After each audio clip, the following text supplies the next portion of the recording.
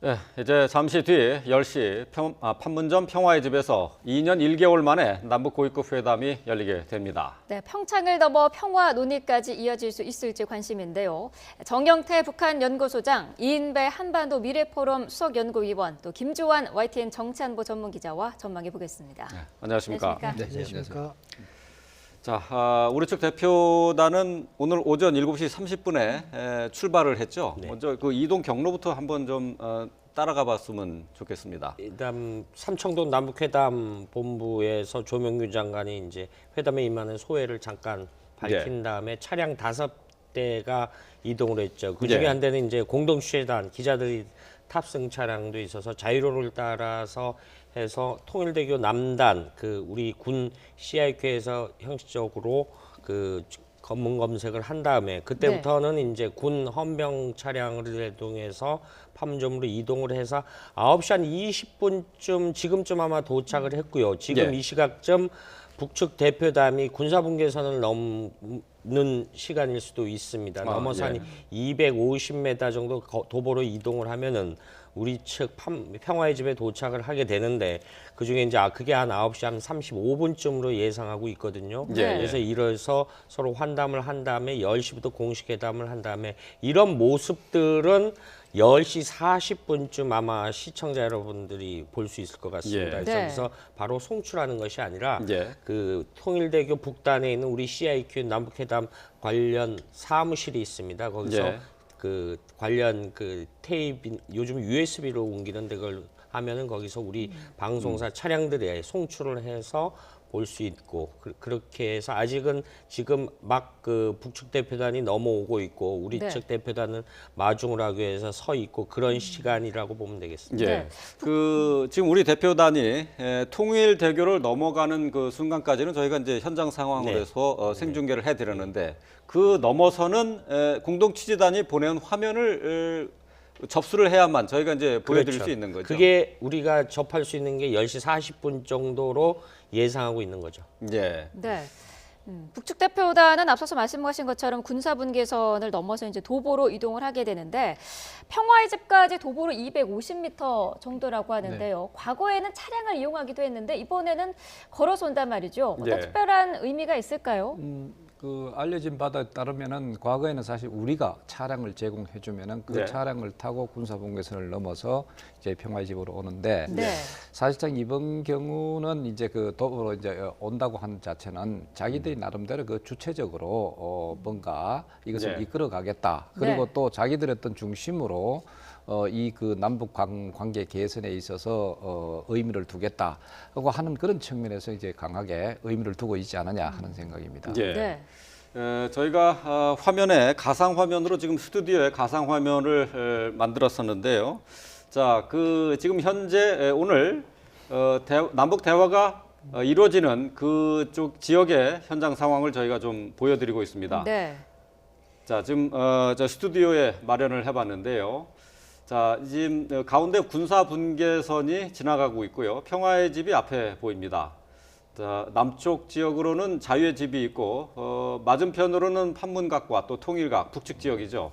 자, 이 자유의 집으로 판문각에 모여 있었던 북한 대표단들이 걸어서 군사 분계선을 넘어서 자유의 집을 거쳐서 평화의 집으로 250m 거리를 이렇게 걸어서 오게 지금 예정이 돼 있죠. 네, 지금 뭐 좀 과거에 지난해 11월에 그 오청성 북한군 병사 넘어왔을 때가 지금 가상화면상의 좌측 상단이 되겠죠. 좌측 네. 상단은 그쪽으로 오면은 굉장히 직선거리는 한 70m밖에 안 된다라고 합니다. 네. 그런데 그 이제 병사의 귀순 이후에 북한이 저기에 이제 차량 저지선도 만들고 사실 예. 길이 없죠. 야. 그래서 공식 회담 대표단이 저런 새길로 오기는 좀 모양새도 그렇고 그래서 이렇게 돌아오기 때문에 애들로 돌아오기 때문에 그 거리가 한 250m 된다 이렇게 정리하는 거죠. 예. 그러니까 북측 대표들은 지금 통일각과 이제 판문각 쪽으로 이렇게 차량으로 이동을 해서 거기서 이제 내려서 이제 걸어오게 되는 거죠. 그렇죠. 아무래도 뭐 미리 와서 판문각에서 휴식을 취하고 있을 가능성이 굉장히 크죠. 예, 네. 예.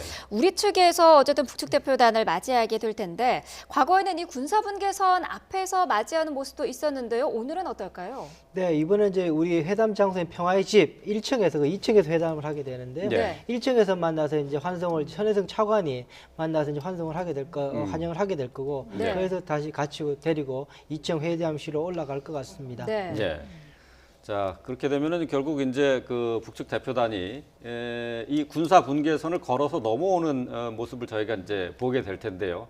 자, 이 화면도 역시 취재단들이 촬영을 해서 저희한테 이제 그 통일대교 쪽으로 화면을 보내고 난 다음에 그때서야 볼 수 있는 거죠. 그렇죠. 지금 그 공식이 이전에 뭐 넘어온다라든가 악수를 한다든가 그다음에 모두 발언하고 덕담 이런 걸 다 오전 상황을 모아서 한꺼번에 송출을 하고 그때부터는 촬영 화면이 없는 겁니다. 예, 네. 예. 없고 그다음에 거기 공동 취재단 기자들은 그 내부에서 대기하고 있고요. 지금 일정이 어떻게 돼 있냐면은 우리 측 대표단의 대변인 격이 천혜성 통일부 차관입니다. 그래서 네. 예. 오전 회담이 끝나면 오전 회담 결과를 기자들한테 브리핑을 하면 그 기자들이 그거를 송출을 하면은 내용은 삼청동 남북회담본부에서 알 수 있는 거죠. 거기 기자들이 이런 게 시청자들한테 전달하는 이런 역할을 하게 되고요.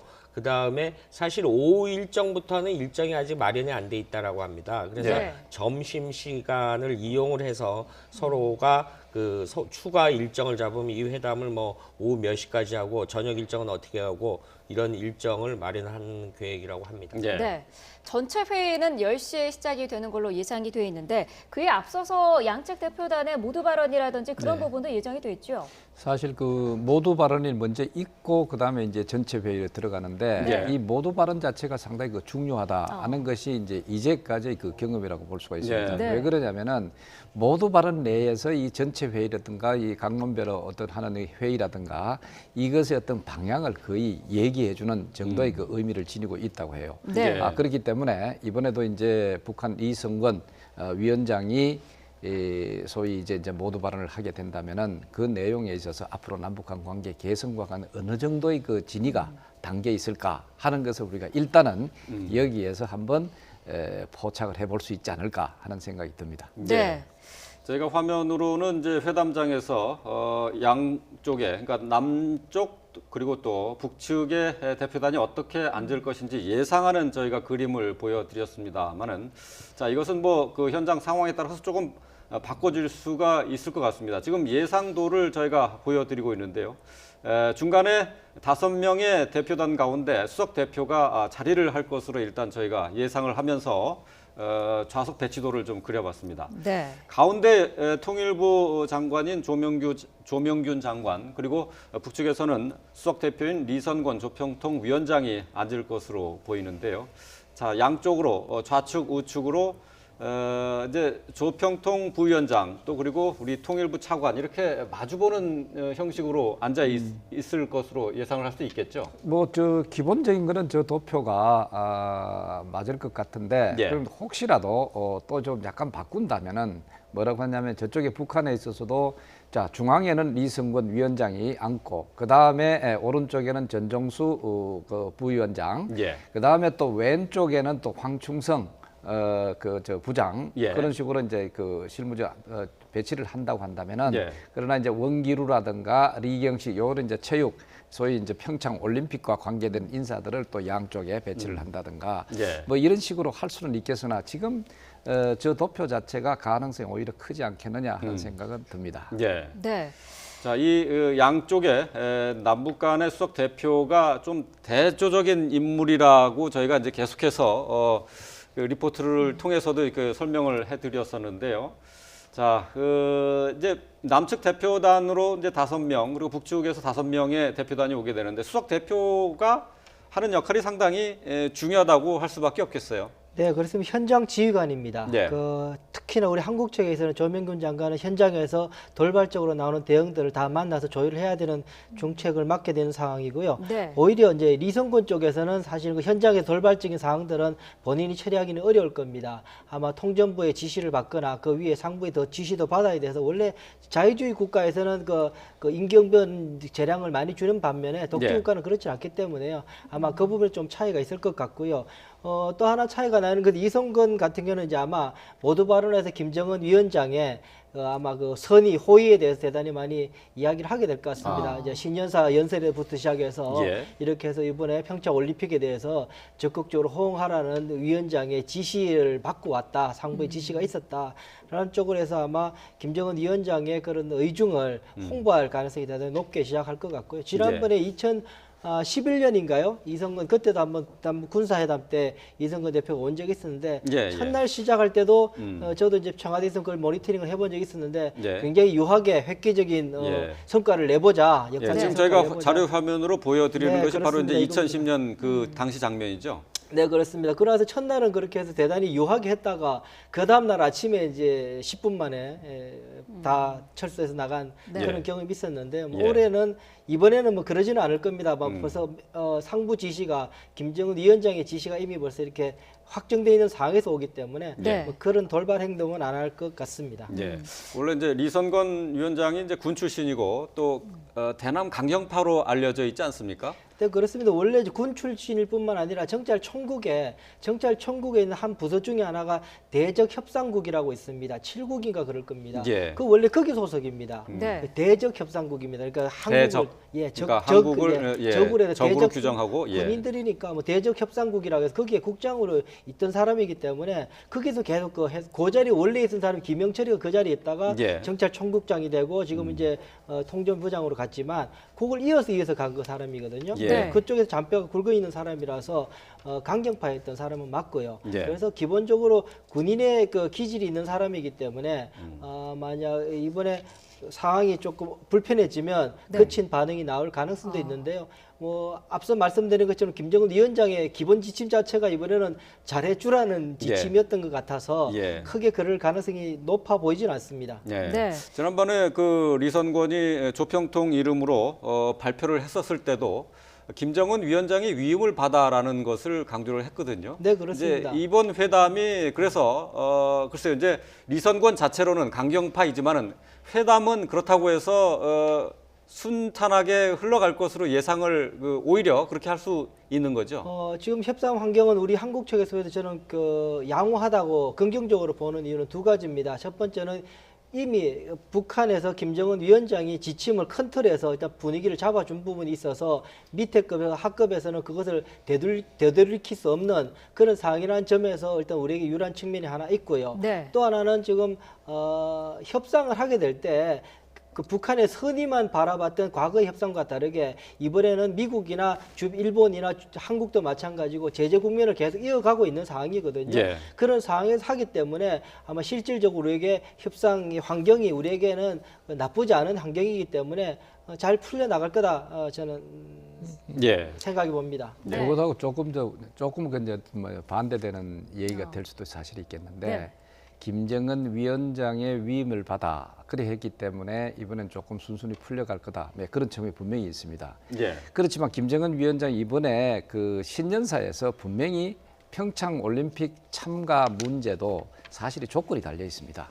그게 바로 뭐냐 하면은 소위 그 한미연합 군사 훈련이라든가 예. 그리고 또 대북 제재와 관련된 이거 거기에 대해서도 우리가 또 그렇게 적극적으로 참여를 하지 말아라든가 예, 예. 뭐 등등 이런 것들을 제시하고 사실 있기 때문에 이번에도 이 평창 올림픽 관계된 실무 회의조차도 앞으로 남북한 관계 개선 부문하고 그 다음에 또 그 평창 올림픽 이 실무 부문하고 이것을 동시에 열리면서 상호 영향을 주지 않겠느냐. 예. 자 이렇게 본다면은 때때로는 이 남북한 관계 개선 부분에 있어 가지고 북한이 얘기하는 소위 근본 문제들 예. 이런 것들을 어느 정도 우리가 충족을 시켜줄 수 있는 나름대로의 어떤 그런 입장을 표명을 하지 않거나 그 모습이 보이지 않는다면은 아마도 또 평창 올림픽 이 실무 회담에 있어서도 상당히 또 장애물이 될 수 있는 네. 그런 여지도 항상 있다는 것을 우리는 이 대표단뿐만 아니고 이것을 준비하는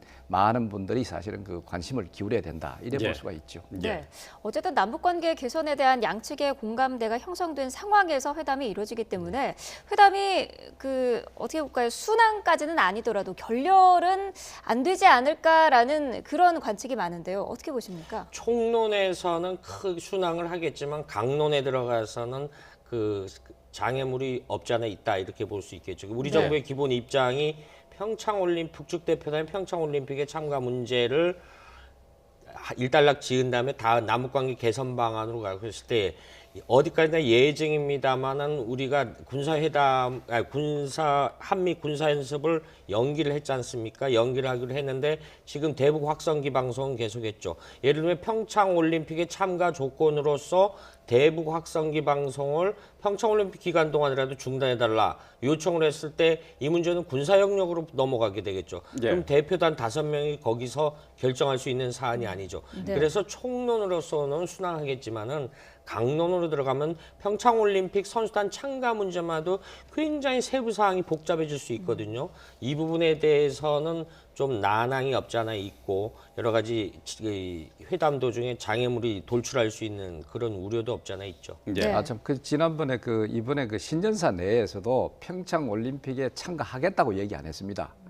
참가할 수도 있다라는 어떤 예, 이런 물론 표현이고 그렇죠. 예. 지난번에도 2015년에도 이와 비슷하게 최고위급 회담도 못 열릴 이유가 없다라든가 이런 식의 그 애매한 표현을 사실 쓰므로서 그 다음에 실제 이것을 이행하는 데 있어서 나름대로의 자기들의 그 결정에 있어서 뭔가 판단의 여지를 뒀다 이래 볼 예. 수가 있죠. 이번 경우도 할 수 있다는 어떤 이런 표현으로 인해 가지고 소위 이제 이 김정은 위원장 자체가 표현한 거거든요. 예. 그렇다면은 이 과정을 통해 가지고 충분하게 평창 올림픽의 어떤 실무 회담에서도 영향을 미칠 수가 있다. 여러 예. 가지 이런 데 있어서 우리가 상당히 나름대로 그래도 관심을 기울일 필요는 있다는 예. 생각입니다. 네. 자, 오늘 고위급 회담에서 어떤 내용들이 논의될 것인지 전망을 하고 있는데요. 일단 고위급 회담에서 가장 중요한 의제는 역시 평창 동계올림픽에 북한 대표단이 참가하는 문제가 아니겠습니까? 한꺼번에 지금 2년 1개월 만에 열리는 남북 대화에 너무 많은 의제가 올라가게 된다면은 평창 올림픽 참가 문제도 사실 좌초할 수 있는 그런 가능성도 사실 생각해 봐야 하지 않을까 그런 생각이 드는군요. 네, 제 바람은 우선 이번에 회담을 임하는 우리 한국 정부와 우리 대한민국에 좀 담백하게 접근하는 게 맞겠다. 너무 들떠 있을 필요도 없고요. 일단 이번에 우리가 주어진 과제가 뭐냐면 평창 올림픽을 과오 없이 전 세계인의 축제이기 때문에 이것을 잘 치러야 되니 가장 큰 이제 목적이기 때문에 네. 여기에 포커스를 맞춰서 이번에 좀 할 필요가 있다. 그렇기 위해서 우리에게도 그 회담의 의제들이나 그런 것들 최대한 좁혀서 하고 예. 향후에 이 대화 모멘텀을 마련하기 위해서 보따리를 풀어서 몇 가지 관심 사항은 주고받을 수 있겠지만 구체적으로 논의에 들어갈 때는 이번 더 구체적으로 가는 거는 오히려 앞서 말씀드린 것처럼 이게 장애물이 되어서 예. 이 큰 지금 당장에 있는 대사를 그리실 수 있기 때문에 네. 이 문제에 집중하는 게 맞겠다는 생각이 저도 듭니다. 예. 네. 자, 9시 30분에 북한 대표단이 군사 분계선을 넘었다라는 속보가 들어와 있습니다. 회담 시작은 10시인데요. 이에 앞서서 조금 전인 9시 30분에 북한 대표단이 군사 분계선을 넘은 것으로 확인이 됐습니다. 네. 자, 군사 대표단 북한의 이제 남북 고위급 회담 대표단이 이제 군사 분계선을 넘었는데요. 자, 걸어서 회담장까지 이동을 합니다. 뭐 오래 안 걸리죠? 그렇죠. 그 군사분계선이 이제 군사정전위원회 판문점에 보면은 높이 한 5cm, 폭 20cm의 콘크리트 이렇게 우리 경계석으로 경계석으로 남아있죠. 우리 예. 과속 방지턱이라고 예. 생각하면 됩니다. 예, 예. 그 정도 이걸 한 걸음에 넘어오는 건데 사실은 한 걸음에 넘어올 수 있는 것이 2년이 걸린 거죠. 예. 2년이 걸려서 도보로 이동을 하게 되는데 그 과정에서 기자들이 쭉 충분히 촬영을 하게 했다라고 하니까 구체적인 어떤 표정이라든가 예. 일시 이성원이 어떤 당국자 자격으로 오기 때문에 군복 입을 쓸 일은 만무하고요. 그다음에 수행원들의 면면이라든가 몇 명이 오는 건지 사실 이거는 공개가 안 된 부분이거든요. 네. 예. 수행원들 중에 과거 남북회담 전문가들이 많이 참석했던 인사들이 볼 때는 저 사람이 굉장히 실세인데 수행원 자격으로 왔다. 이 사회주의 체제상 충분히 가능성이 있는 얘기들이거든요. 예. 네. 이런 면면을 잠시 후 화면이 들어오면은 면면이 들어오고 지금 한국 언론에 공개되지 않은 인물이 원기류 체육성 부상 예. 이 사람인데 이 사람이 어떻게 생긴 사람이냐. 근데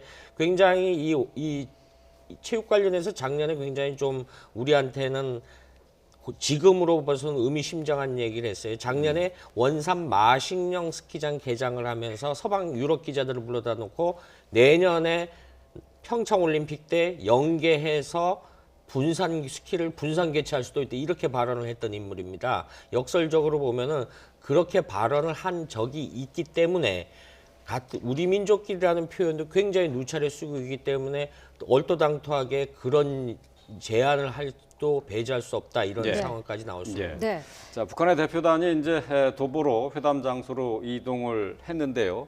자, 그 회담장이 이제 평화의 집 아닙니까? 네. 평화의 집에서 이제 남측 대표단이 북측 대표단을 이렇게 만나게 되는 거죠, 이제. 앞서 그 자료화면에서 많이 했으면 우리가 뭐 건물 밖 계단까지 내려가는 건 아니고 예, 예. 현관 로비에 도열해서 어서 오시라고 이렇게 이야기를 하고 어느 정도 그다음에 한 5분 내지 10여 분간 휴식 시간이 있는 거로 알려져 있습니다. 예, 예. 네. 그다음에 10시부터 하면 이제 기자들이 모두 발언까지 촬영을 하는데 모두 발언 시간이 얼마나 정해졌는지도 아직은 모르는데 아마 비슷한 분량의 시간대 정해지면은 그것까지 촬영을 하고 기자들이 철수를 하고 예. 그다음에 공동취재단은 대기를 하고 그런 수순으로 이루어지는 거죠. 예. 네. 남북 대표단이 만나서 글쎄요, 전체 그 5명의 대표단이 양측에 10명이 되겠죠.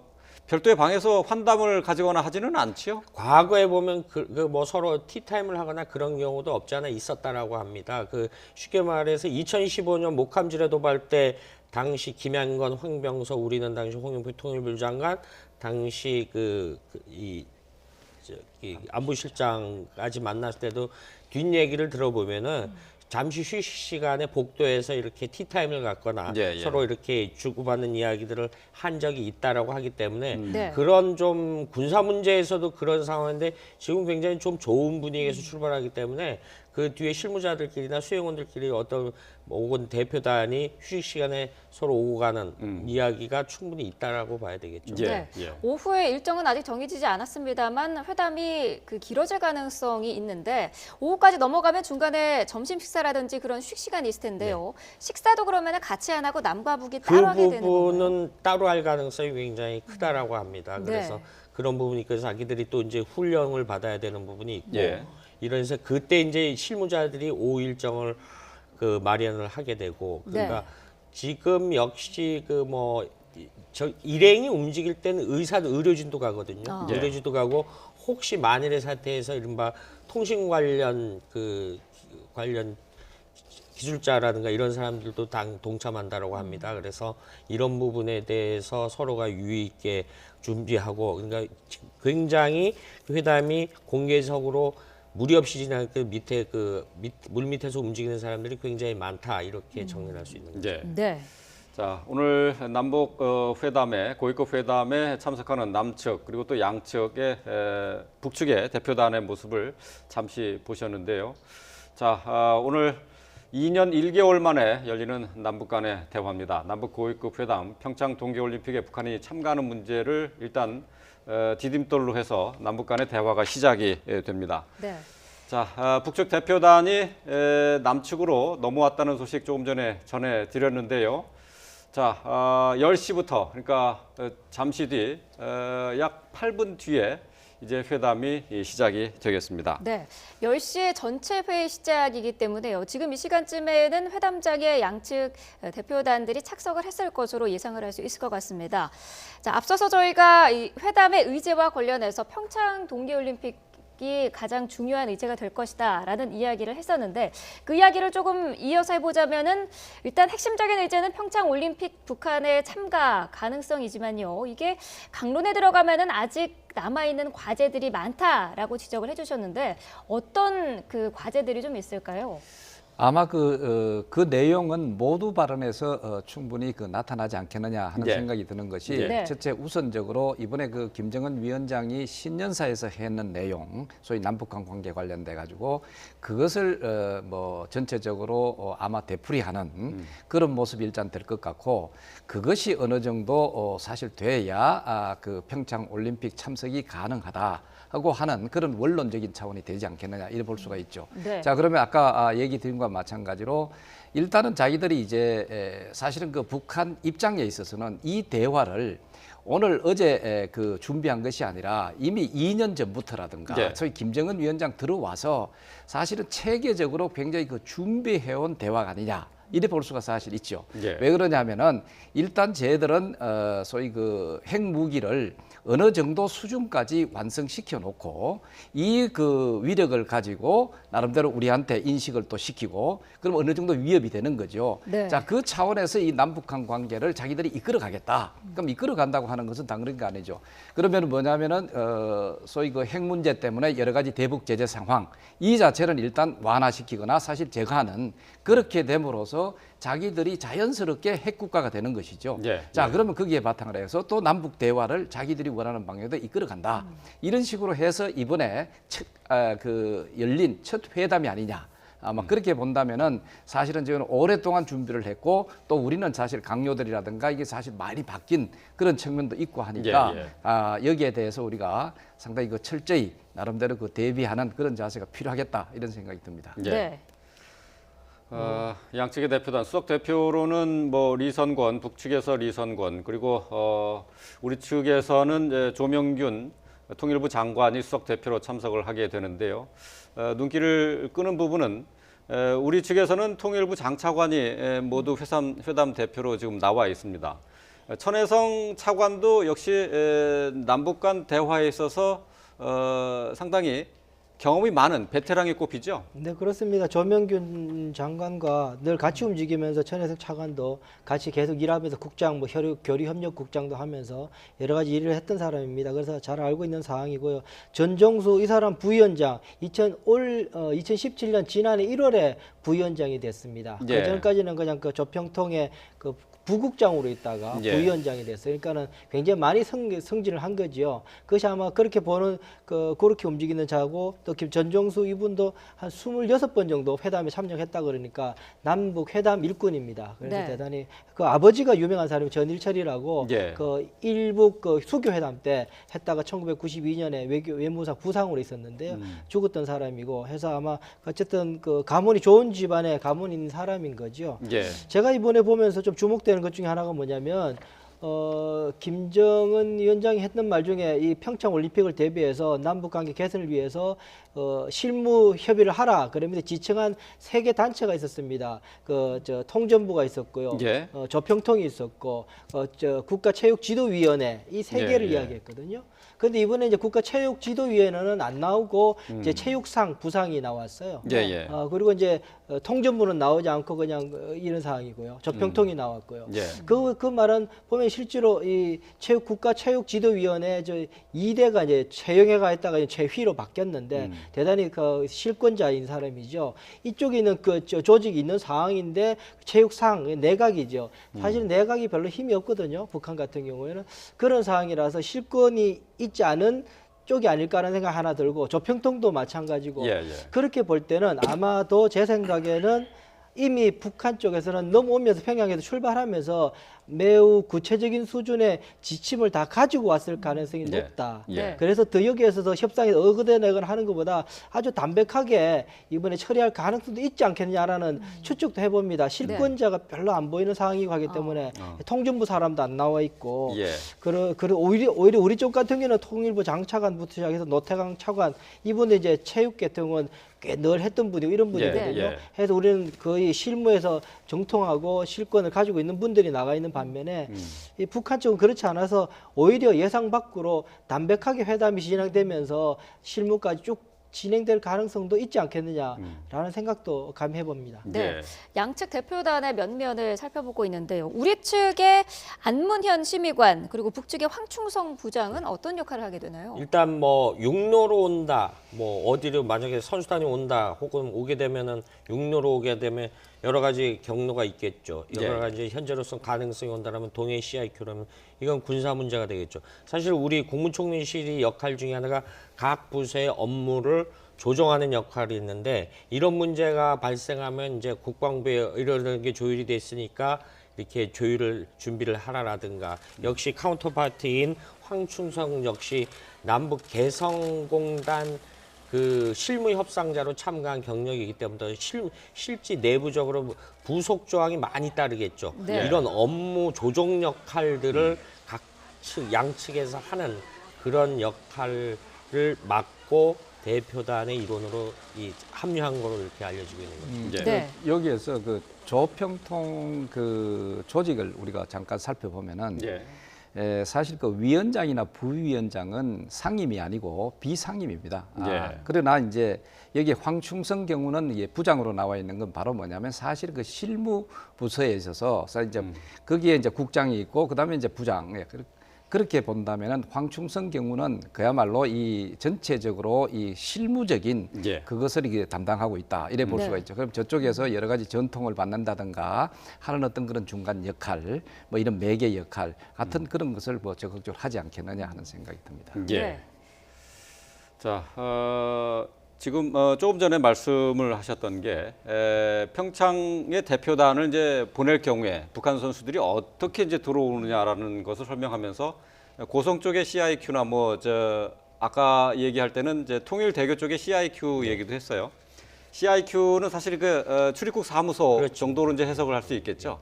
예. 그렇죠. 우리가 그래서 개성공단 드나들 때 많이 접했던 용어 중에 하나가 입경, 출경이라 그랬습니다. 예. 그래서 네. 개성공단에서 서울로 올 때는 서울경자를 써서 입경이라 그 사실 그 국경 개념이죠. 예, 예. 우리 경계선. 남과국의 특수관계에서 국경 개념으로 봐야 됩니다. 그래서 개성공단 드나들 때 일종의 여권 같은 별도의 그 패스포드가 있었고요. 과거에 평양을 가본 적이 있는데 그때도 직항로 갈 때도 임시 여권 같은 경우가 있습니다. 이런 네. 거를 발행하는 거기 때문에 그 CIQ 개념이 그게 있는데 지금 남북관계 교류가 있을 때는 지금 우리 오늘 대표단이 이 판문점을 갔던 그 루트로 오고요. 과거 금강산 관광을 했을 때는 고성에 그 고성 통일전망대에 있는데 같은 형태의 CIQ가 있습니다. 네. 역시 군위에서 관리하고 그래서 원산부터 과거에 우리는 그 부산 기장에서부터 원산까지가 일제시대 때 나온 도로명이 7번 국도입니다. 예. 7번 국도 용어를 북측에서 우리는 계속 사용하고 있고 그 해상을 따라오면은 강릉까지는 지금 동해안 고속도로가 우리가 굉장히 잘 돼 있으니까 만약에 그리 온다라면은 동해 그 고성 CIQ에서 평창 메인 스타디움까지 2시간 반이면 갈 수 있거든요. 예. 예. 그렇게 짧은 거리죠. 예. 네. 그게 이제 가장 편하게 올 수 있는 네. 길이 될 수 있겠네요. 예.